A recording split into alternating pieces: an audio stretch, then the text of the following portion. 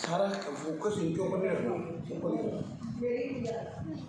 सुदीप दीक्षित जी जो कि हमारे कार्यकर्ता हैं, दुबई गए हुए थे, आज वापस आए हैं कुछ दिनों के लिए।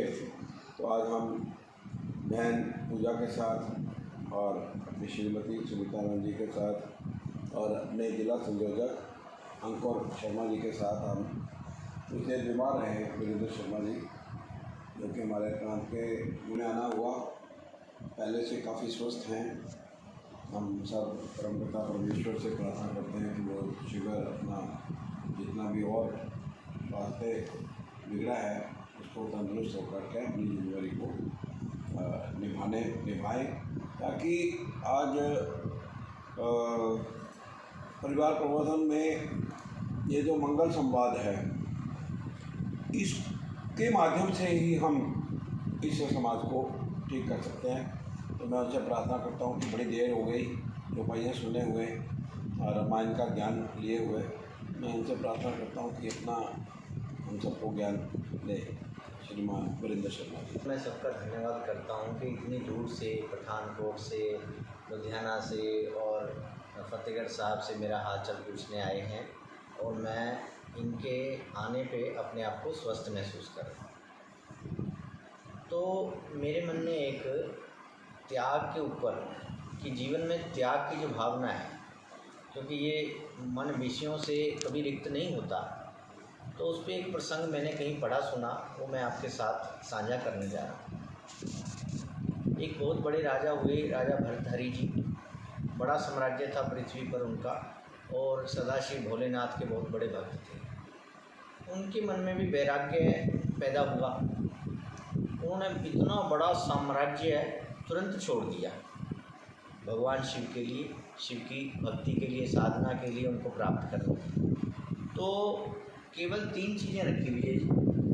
एक छोटा सा तकिया रख लिया, एक पानी पीने के लिए बर्तन रख लिया, और एक उन्होंने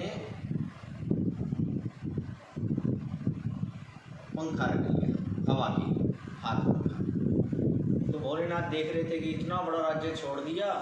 पार्वती माता से डिस्कस कर रहे थे कि इतना बड़ा राज्य छोड़ दिया। पार्वती जी ने महिमा सुनाई भगवान को कि भोलेनाथ जी आपका भक्त देखो कितना बड़ा राज्य है, विषयों से मुक्त हो गया।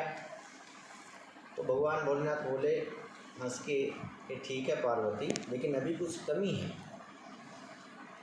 पार्वती को बड़ा संदेह हुआ कि माता को कि इतना बड़ा त्याग कर दिया राजपाट का। तो लेकिन धीरे धीरे वो भी समझी और ज्ञान हुआ उनको, राजा भर्तहरि को, कि हवा का क्या है, वो तो अगर दीवार के पीछे बैठे हैं तो घूम के आ जाएगी, पंखा किस लिए रखा है, छोड़ दो। जल का क्या है, इतने जल स्रोत कुदरती नदी नाले बहते हैं, झरने बहते हैं, पीने के लिए पानी के लिए क्यों उठाना, लालच करना, छोड़ दो। तकिए का क्या है, इतना कहीं ना कहीं कुछ ना कुछ मिल जाएगा, और कुछ नहीं मिला तकिया लगाने को तो अपने हाथ से ही तकिया लगा लेंगे। तो 3 चीज़ें भी क्यों रखी। तो कुछ ही दिनों के बाद जब भर्तहरि को ये ज्ञान हुआ, मन में प्रेरणा हुई, तो उन्होंने तीनों चीज़ों का त्याग कर दिया। तो पार्वती जी ये प्रसन्न हुई देख के, बोली भगवान से, कहती अब तो बात बन गई, त्याग की पराकाष्ठा पे पहुंचने वाले हैं। तो भगवान ने, भोलेनाथ फिर हंसे, मंद मंद मुस्काए और बोले कि अभी कुछ कमी है। पार्वती जी का मन फिर बड़ा दुखी हुआ, राजपाट छोड़ दिया, 3 चीज़ें लेके आया था वो भी छोड़ दिया, लेकिन क्या देख रही है, वो भी गौर से देख रही है कि भगवान ने कहा कि कमी है तो कुछ ना कुछ कमी तो होगी। तो कमी देखती रही, उसको देखते रहे, पार्वती माता जी निरीक्षण करते रहे। तो राजा क्या करता था, जंगलों में गया, लेकिन रहता था जहाँ कोई निर्जन स्थान में नहीं रहते थे, जहाँ से आराम से भिक्षा मिल जाए, ऐसे किसी गांव के नज़दीक रहते थे, ज़्यादा दूर चलना ना पड़े, आराम से भिक्षा मिल जाए पास ही में। थोड़े दिन बाद राजा भर्तहरि के मन में प्रेरणा हुई कि इसका क्या है, भगवान तो जंगलों में भी भोजन देंगे, नहीं मिलेगा तो 1-2 दिन भूखा रह लेंगे। तो उन्होंने इस चीज़ का भी मन से त्याग कर दिया विजय जी कि किसी निर्जन स्थल पे चला जाए, जहाँ पर जीवन है, उसके गांव के आसपास नहीं रहना है। ये छोड़ के वो बस्तियों से दूर चले जाने लगे। पार्वती के मन को बड़ा संतोष हुआ कि भगवान ने कहा तो ठीक ही था कि अभी कुछ कमी है। फिर जाके भोलेनाथ के पास बैठ गई, फिर बताया कि वो भर्तहरि जा रहा है गांव से दूर, भगवान भोलेनाथ फिर मुस्काए, फिर कहा कि अभी भी कुछ करनी है। पार्वती को भी बड़ा आश्चर्य हुआ कि राजपाट त्याग दिया, 3 चीज़ें लाया था वो भी त्याग दिया, अब तो धन अन्न का जो लालच था वो भी त्याग दिया, अब क्या कमी है। तो फिर ध्यान से देखने लगी उसके आचरण को कि अब क्या कमी हो सकती है इसमें। तो कई दिनों तक उसको कुदरती तौर पे भोजन नहीं मिल पाया, तो शरीर दुबला हो गया, साधना में कमी होने लगी। बिना शक्ति के कहाँ साधना होती है, तो बड़ी दिक्कत होगी। 8-10 दिन 12 दिन कई दिन भोजन नहीं मिला, तो घूमते घूमते किसी शमशान में पहुंच गए, शमशान में गए, कोई ताज़ा कोई दाह संस्कार करके गए थे और पिंडदान करके गए थे। तो देखा कि वहाँ पर उस ज़माने की बात है, आग नहीं होती थी, चिता में अग्नि भी जल रही थी और कच्चे आटे का पिंड था। उसी पिंड की उन्होंने 5-7 रोटियाँ बनाई और उसी जलती चिता पे सेकी, और जैसे ही ये कार्य कर रहे थे तो पार्वती माता पहुँच गई कि देखो, जहाँ लोग जाने से डरते हैं, जहाँ छूने से डरते हैं, जहाँ बच के निकलते हैं, अब इससे ज़्यादा त्याग क्या होगा भगवान। वो देखिए वहाँ पर आप तो ऐसे ही कहते हो कि कुछ कमी है, कुछ कमी नहीं है, अपना भक्त है पक्का। तो भोलेनाथ मुस्काए, लेकिन पार्वती के मन की शंका थी। कहता चलो चलते हैं। दोनों ब्राह्मण, बूढ़े ब्राह्मण ब्राह्मणी का वेश पहुँच के जैसे ही राजा भर्तरी ने उस आटे के पिंड की रोटियां खाने को उद्यत हुआ और वहाँ पहुँच गए, वहाँ जाके कह दिया कि भिक्षाम देहि।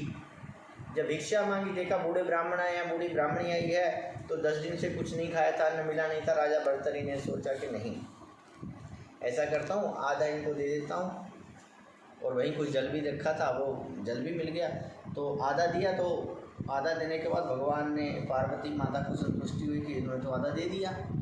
तो भगवान ने लेकिन कहा कि मेरी पत्नी क्या भूखी रहेगी।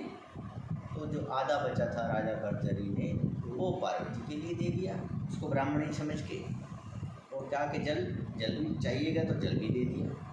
तो जब दोनों के आगे परोसा गया तो पार्वती ने मन मुस्काई माता कि अब तो मेरी जीत होगी, अब तो कोई कमी नहीं है। तो भगवान की तरफ उसी प्रश्न चिन्ह से देखा तो भगवान भोलेनाथ फिर मुस्काए, फिर ऐसे गर्दन उन्होंने हिला दी, यानी कि भाव में बोल दिया कि अभी भी कुछ कमी है। इतना बड़ा त्याग, भूखा मरने के लिए मरनासन हो चुका है, लेकिन फिर भी ब्राह्मण और ब्राह्मणी को अपना भोजन दे दिया। तो पार्वती माता की भौहें थोड़ी सख्त हो गई कि अब क्या कमी है। तो ये सब भर्तरी देख रहे थे, तो उन्होंने पूछ लिया, क्योंकि वो भी ज्ञानी हो चुके थे, वो समझ रहे थे भाषा को भी कुछ ना कुछ, क्या बात कर रहे हैं। तो उन्होंने सवाल किया ब्राह्मण से, बोले कि आप ये इशारों में क्या बात कर रही हैं। तो भोलेनाथ मुस्कुराए और उन्होंने एक ही प्रश्न में दोनों का उत्तर देने की चेष्टा की, और भगवान तो सर्वव्यापी है, कर भी देते हैं, सक्षम है।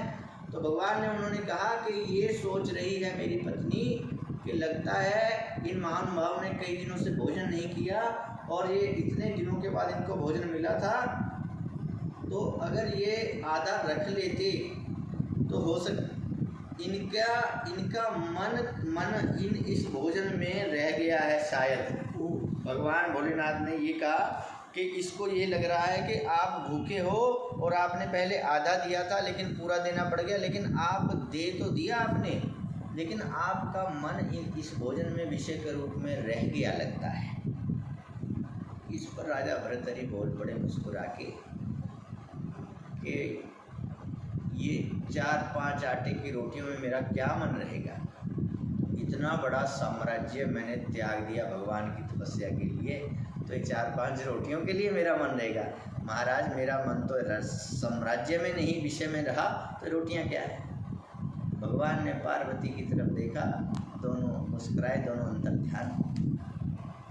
पार्वती समझ चुकी, इतना त्याग करने के बाद साम्राज्य का त्याग कर दिया, भूषणों का त्याग कर दिया, भोजन का त्याग कर दिया, पानी हवा और जो 3 चीज़ें थी उनका त्याग कर दिया, अन्न का त्याग कर दिया, लेकिन ये जो अपने सामर्थ्य का, अपने कुछ होने का, अपने आसन का अहंकार था, ये अभी भी उनके अंदर विद्यमान था, जो शुद्ध अवस्था में उनके मुख से निकल गया। तो पार्वती ने भगवान के चरण पकड़ लिए कि त्याग बहुत हो सकता है, भौतिक वस्तुओं के त्याग से केवल त्याग नहीं होता, लेकिन जो मानसिक रूप में हम स्वयं को समझ लेते हैं कि मैं हूँ वरिंदर शर्मा, मैं हूँ विजयानंद, मैं हूँ अंकुर शर्मा, ये जो अपना होने का अहंकार है, कुछ भी होने का अहंकार है, इसका त्याग करना बहुत भोलेनाथ इस त्याग को समझते थे, इसीलिए बारंबार पार्वती माता से बोल रहे थे कि अभी कुछ कमी है। तो मेरा निवेदन आपसे यही है कि जीवन में जब भी त्याग करना हो तो भौतिक वस्तुओं के त्याग के बारे में जब हम सोचते हैं, उसके साथ साथ अपनी स्थितियों का अहंकार जो है, अपने कुछ होने का अहंकार है, इसका त्याग हम करेंगे तो हमारा जीवन बहुत सरल बन जाएगा।